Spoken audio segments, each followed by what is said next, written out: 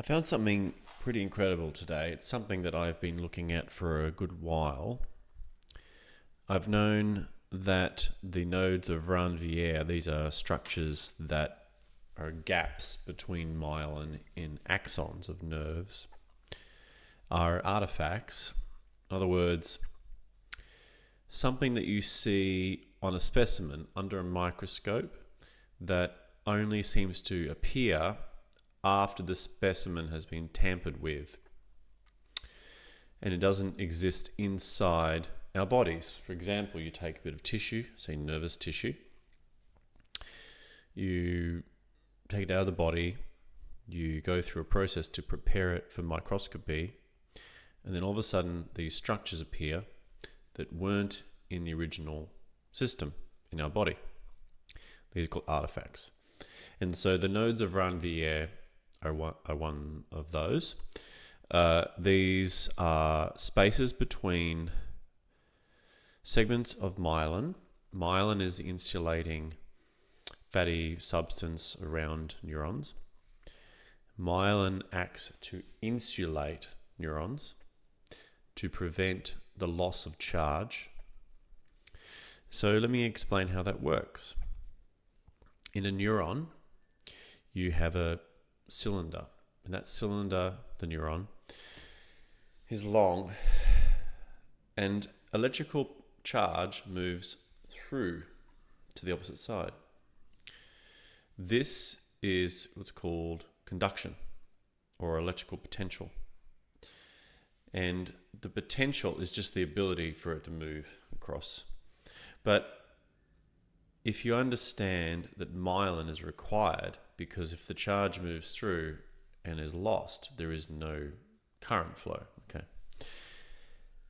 Currently, our model of understanding this is called saltatory conduction. And you need to have myelin as part of that, and the nodes of Ranvier. And in the nodes of Ranvier, you have a thing called a voltage-gated ion channel, sodium channel. And what these do is when the charge is flowing from one end of the neuron, the positive charge is flowing through towards the negative charge as it's attracted, it signals the voltage-gated ion channels to open, and an influx of sodium occurs.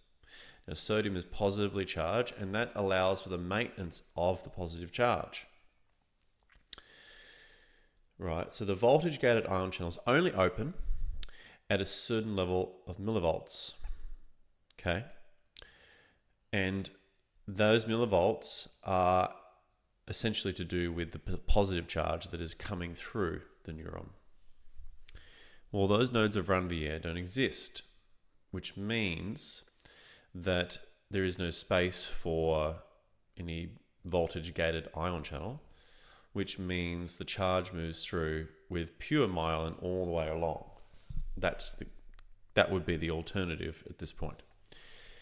Now, how does that work?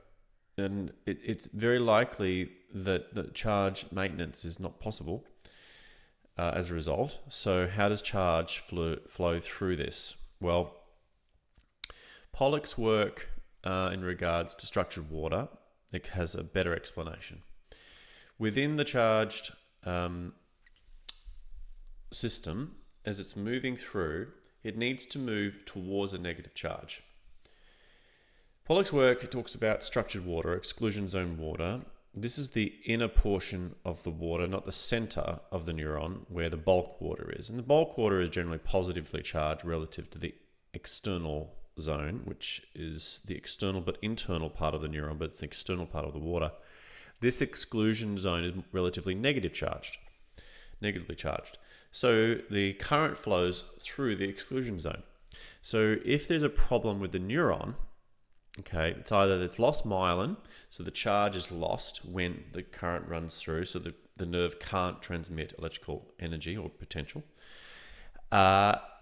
or the exclusion zone has been diminished. And Pollock found that the main things that do that appear to be organophosphate exposure and a few other random chemicals that he added, but organophosphate exposure greatly damages this exclusion zone. Okay, so we really need to make sure that we're eating organic food as much as possible. Come to this other paper that I've listed on my Instagram by Hillman, where he found that synapses, back in 1985, he found that synapses, which are the spaces between neurons where they talk to each other, allegedly, are artifacts as well. The nodes of Ranvier were in 1991, and this is 1985. And of course, this fell on deaf ears because if you do not have synapses, the basis of all neuroscience is completely defunct. More than likely, it's 89% of neuroscience is wrong because it depends upon the existence of synapses. So if you don't have synapses, basically you don't have neuroscience. Okay, so it doesn't mean that everything's lost. It certainly means that a lot of the drugs, which are on the basis that synapses exist, don't work in that manner. They work through another means.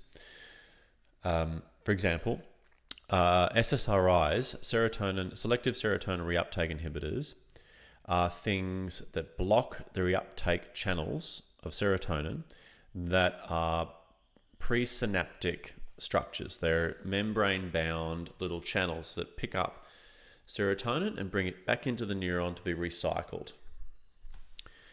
And the SSRIs allegedly block those, and therefore the body accumulates serotonin in the synapse. And therefore there's more serotonin. And over time, of course, the body produces less because the reuptake is being inhibited. It produces less because there's a lot more of it in the synapse. So that's why people go through withdrawal after removing it.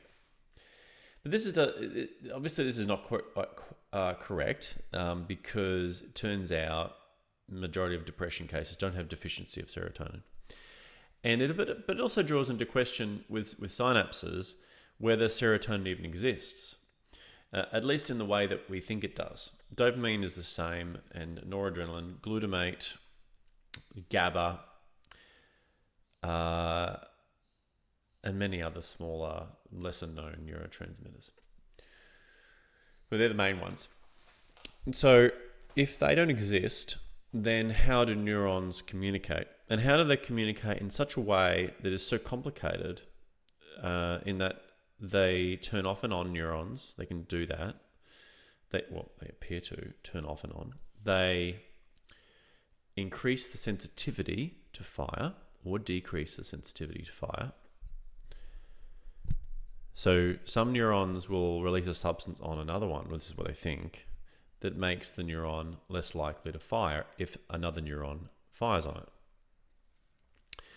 But I don't think this is likely if there's no synapse, right?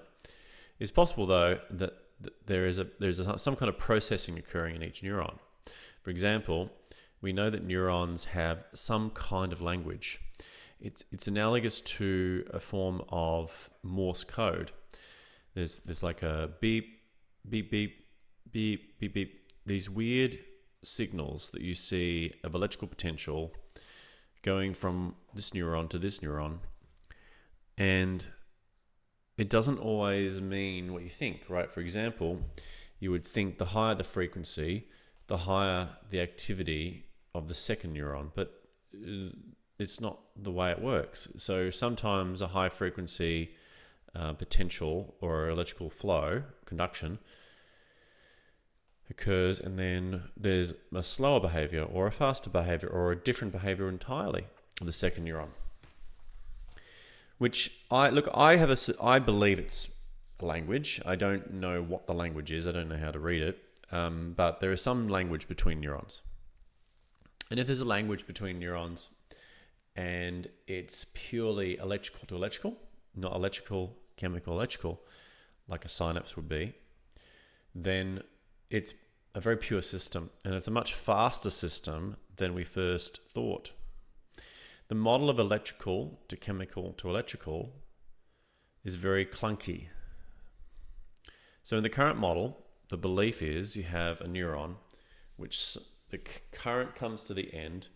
It then signals the release of neurotransmitter from a thing called a synaptic vesicle. And a vesicle is like a big ball of neurotransmitter chemicals that are sitting at the end point. They're like sitting in the membrane, ready to go. They then get signaled to move through the membrane and open, and then release the neurotransmitter into the space between the neurons. This is called the synapse, the mythical synapse. And that neurotransmitter then goes across to the other neuron, of course, only to that neuron, not to any other neurons around. Although it can do that, that is one function of that. But generally speaking, it's to the next neuron, like right near it. Moves across. It binds to the so-called ionotropic receptors or G-protein coupled receptors, or a few other types, but they're the main two. And the ionotropic receptor has one function, and it's to open and allow the influx of sodium to create a charge from the electrolyte, sodium. But then the function of the G-protein coupled receptor is actually to make it more likely to fire. So it basically primes it. So there's a different receptor for a different function. But of course, this is thrown out when there's no synapse. So receptors are not defunct when there's no synapse, because they're a chemically mediated protein. So what if neurons are just all connected through electrical means? And there are situations where there's electrical to electrical in the brain. You have a neuron that just butts up against another neuron and it sends electrical potentials through, and then it receives it. There's no chemistry. There's no like chemical component. So we already know that it exists. It's just that the synapse is the kind of current model of belief of most neurons, the way neurons talk to each other. So without these two structures, it throws a lot of the science out, and it means we need to re-examine it. And for me, it's likely that the nervous system is a very, very complex system of electrical activity, possibly light, photon, movement of photons as well, but we're not sure how that works. And that it actually allows for communication with a language that we don't understand. So what does that mean for a lot of drugs? Well, again, like I said, they don't obviously work, the placebo, or they work in a completely different way, which is very scary because we don't know what they're doing. And it means that our body is very responsive to things electrical. So that's something to consider in more discussions to come.